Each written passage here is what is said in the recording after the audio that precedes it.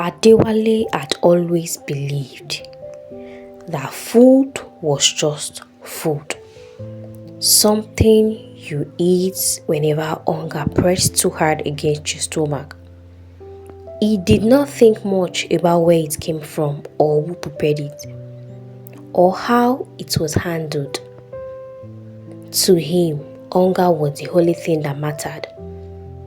And once hunger showed its face, he was ready to eat from anywhere that would look like he could get what he wants.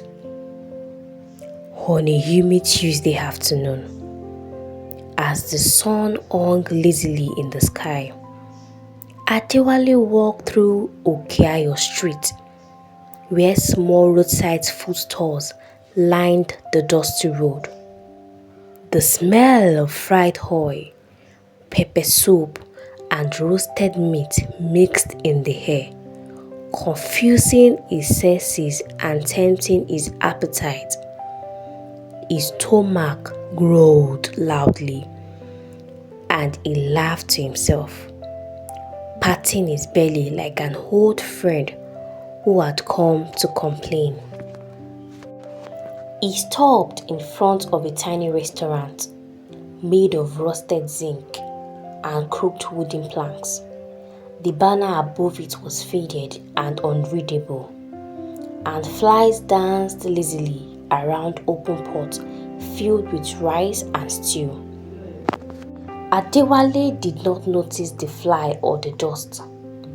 All he saw was food and the promise of satisfaction. Inside the restaurant was dim and cramped, with plastic chairs that wobbled under weight of customers, and a floor that had seen too many spills to remember its original color. A woman stood behind the counter, scooping food with a spoon that had clearly been used many times without washing. Adewale did not care.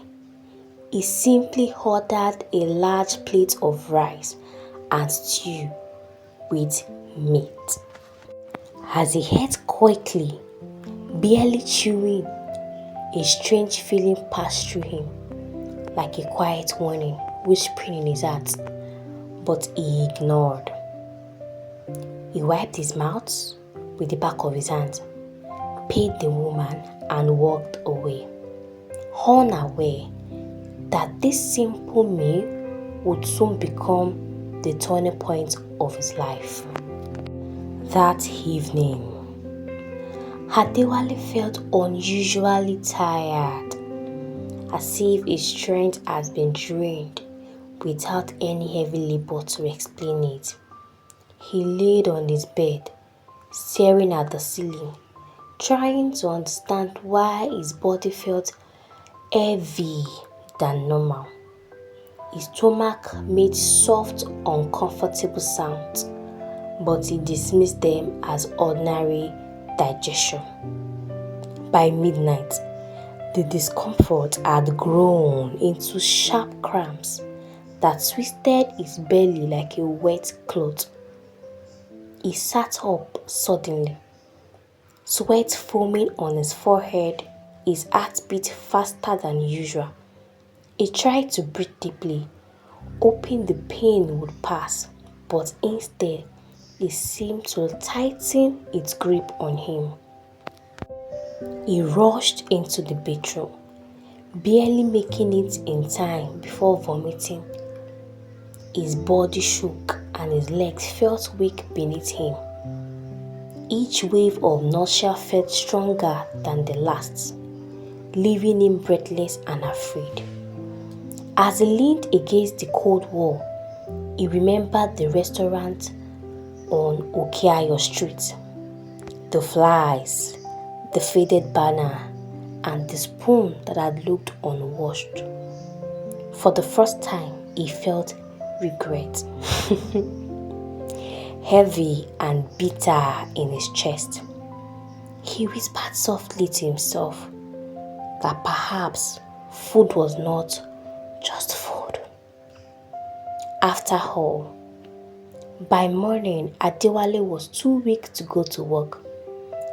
His sister Funke found him lying on the bed, pale and exhausted, his eyes sunken and his lips dry.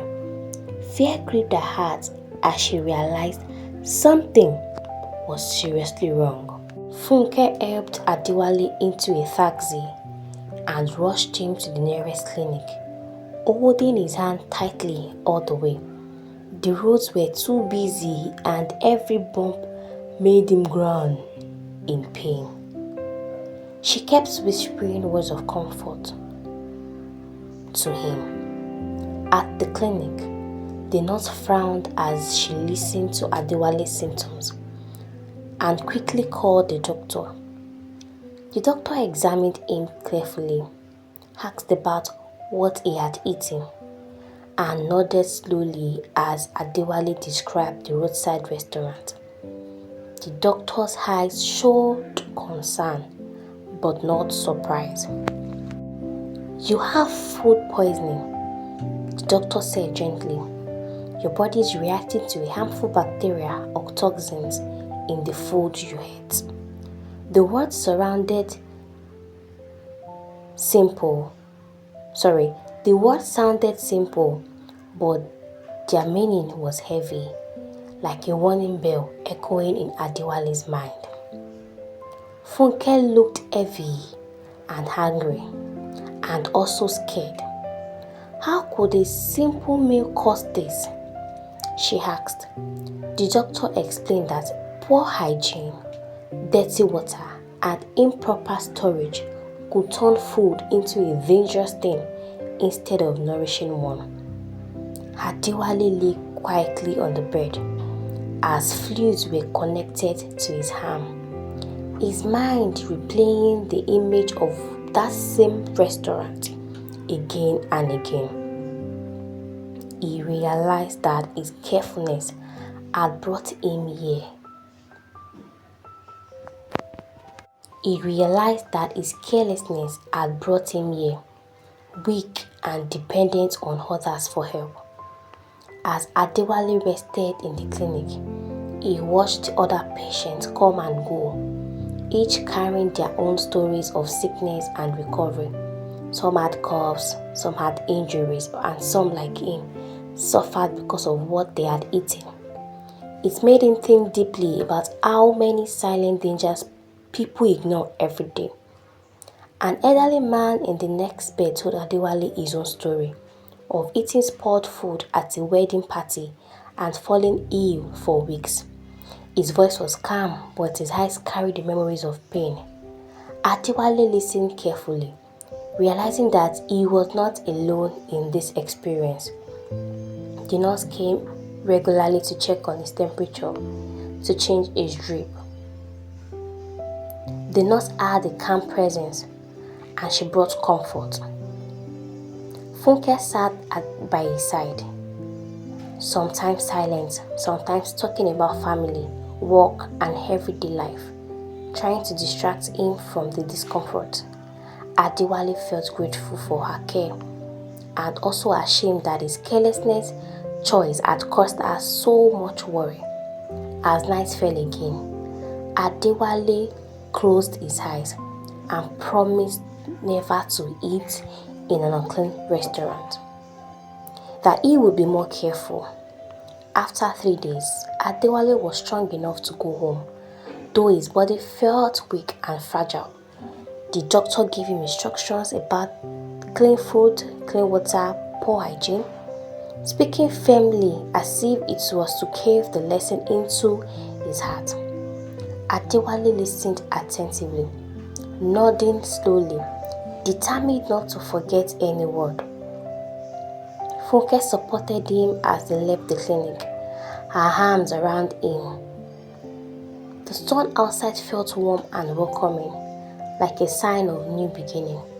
On the way home, Adewale looked at food store differently, noticing details he had never cared about before: cleanliness, covered pot, running water, and the behavior of those serving the food. He understood now that every place that sells food deserves trust and that hunger is never an excuse to endanger one's health. When Adewale returned home, the familiar smell of his room felt comforting, like a soft blanket around his tired body. He sat slowly on his bed, looking around at his simple belongings, feeling grateful just to be alive and able to rest without pain tearing through him.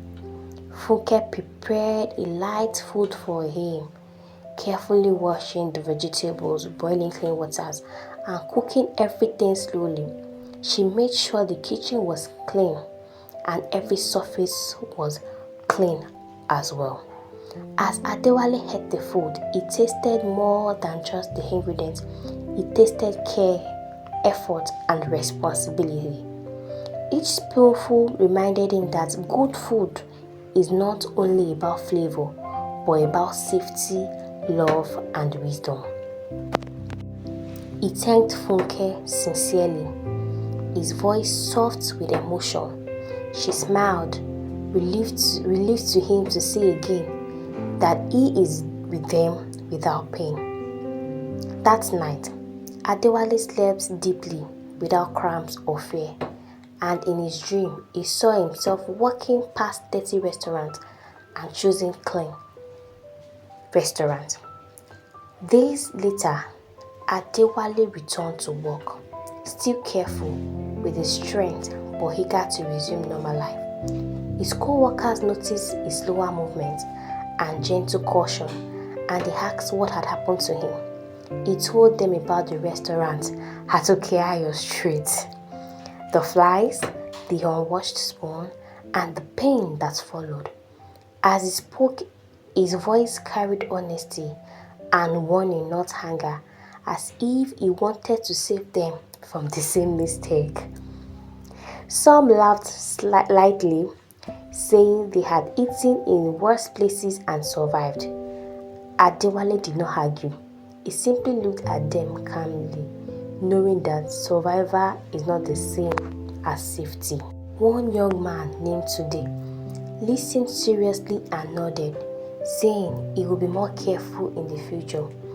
Adewale felt a small sense of peace, knowing that his experience might protect someone else. That evening, Adewale walked home, thinking about what had happened to him. One afternoon, Adewale passed by Okeayo Street again, and he saw the same small restaurant still operating. The faded banner still hung above the door, and the flies still circled the open port. He stood at a distance, watching people enter and leave, carrying plates of food with hungry smiles. He felt a deep mixture of sadness and concern, wishing he could warn every single person. He considered speaking to the woman who owned the place, but fear and uncertainty held his feet still. He did not want to cause trouble or shame. Eventually, he walked away, whispering a prayer for those who would eat there, hoping they would not suffer as he had. The moment taught him that not every problem can be solved by one person, but every person can choose to walk wisely. Adewale began to read more about food safety, health, and hygiene, learning about bacteria, contamination, and the importance of clean water. The more he learned, the more he realized how fragile the human body truly is. He shared what he learned with Funke, and together they made rules for their home, always washing their hands before cooking, always covering their food, and always using clean utensils. Their home became a small place of discipline and care, where health was respected and not taken for granted. Adewale felt stronger each day, not only in body but in mind. He understood that wisdom is often born from pain, and that growth usually begins where comfort ends. Months passed, and Adewale no longer feared food, but he respected it. Eating became a thoughtful act, not a rushed solution to hunger. He chose clean restaurants, observed how food was handled, and walked away from any place that felt unsafe, no matter how hungry he was.